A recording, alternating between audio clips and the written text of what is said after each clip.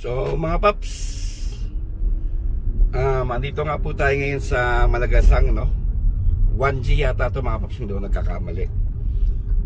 Anyway, galing nga po tayo sa Imus Boulevard. Dito nga po sa area na ito, dito yung ginagawang yung isang tulay ng Calax. Ayan, sa unahan natin, makikita natin yan. And ang pakay natin ngayon mga paps ay ito nga pong bagong tulay din na ginagawa dito, connecting Imus and General Trias, no?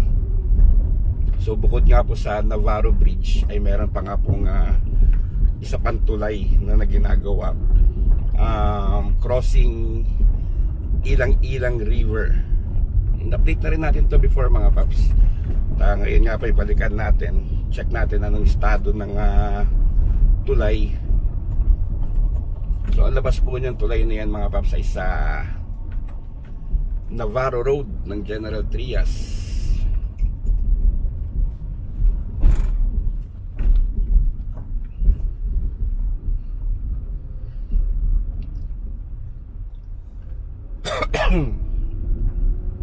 Tagal-tagal din tayo hindi nakabalik dito, no? Ito yung ibabaw natin mga paps, yan na yung Calax.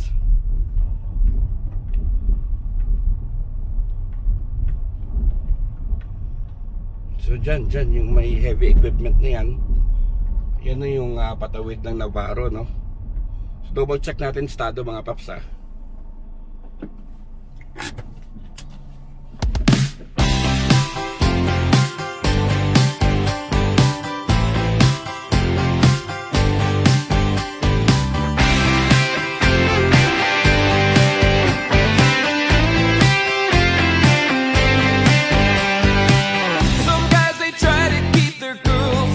trapped in a cage.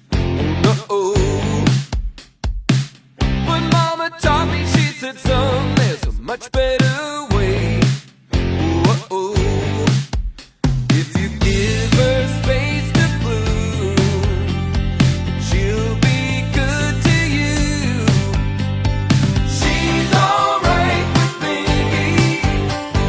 She can be anything she wants to be. She's alright with me. I can't wait to see her spread her wings. Could be a movie star, beauty queen, doctor, lawyer, anything. Long as she's by my side, girl, she's alright.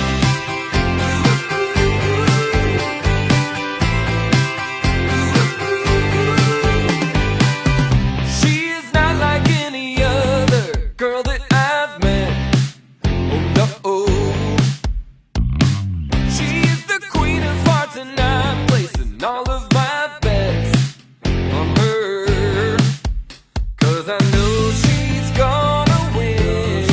And when they ask how I did it, I'm gonna tell them again. Oh, she's alright with me. She can be anything she wants to be. She's alright with me.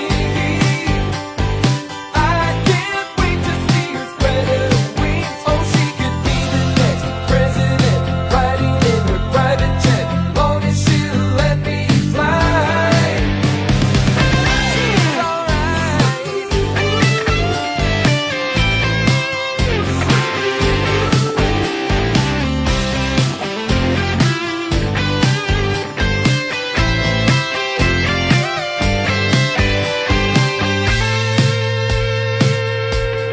Girls alright. She's alright with me.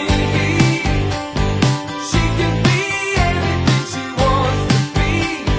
She's alright with me. I can't wait to see her do her thing. She's alright with me. Ayun mga paps, kagandahan naman dito, kinakabit na nga po yung girder, ano? So dire-diretso na nga po yan hanggang Navarro Road.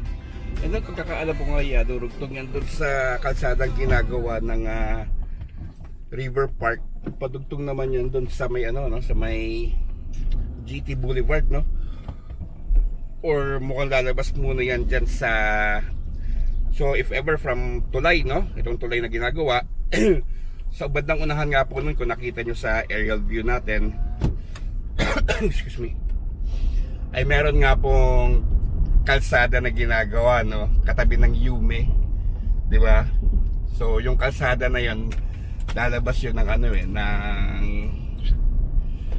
Somerset Napuntahan na rin natin yun before mga paps, at naitampok na nga rin po natin yun.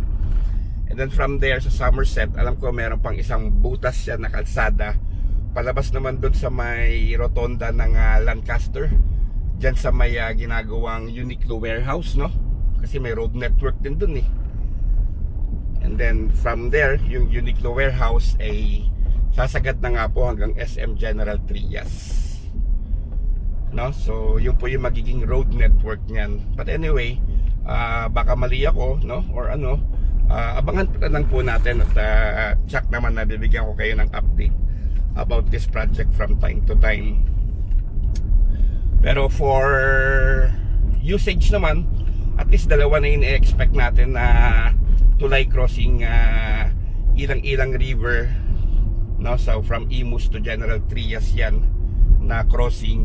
Yung isa-isa Navarro Bridge dyan sa F. Manalo or sa M. Salud, on which malapit-lapit na nga rin po yung magbukas. Tapos na po yung bridge nun mga paps Yung kalsada na lang sa palabas ng M. Salud yung ginagawa Pero within this year, tapos na yun. Baka nga next month, February, madaanan na yun.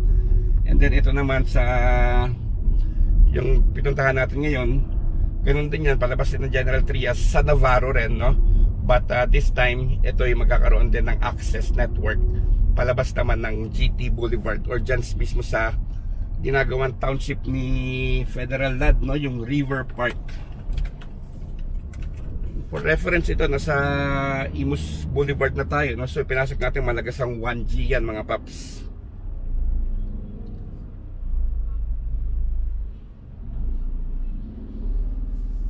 And mukhang ito rin yung magiging magiging part ng bus rapid transit system ng Cavite, yung alignment na to. Not sure yet mga paps, don't quote me on this one yet, dahil hindi pa nga po tayo nakakausad sa BRT or yung bus rapid transit natin. Soon mga paps, abangan natin yan.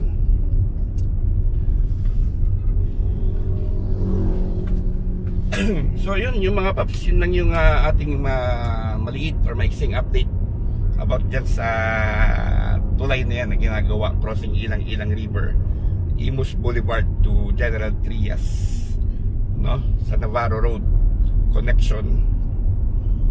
So sana nga po yung nag-enjoy kayo at abangan nyo nga po yung ating mga susunod na update at maraming salamat po.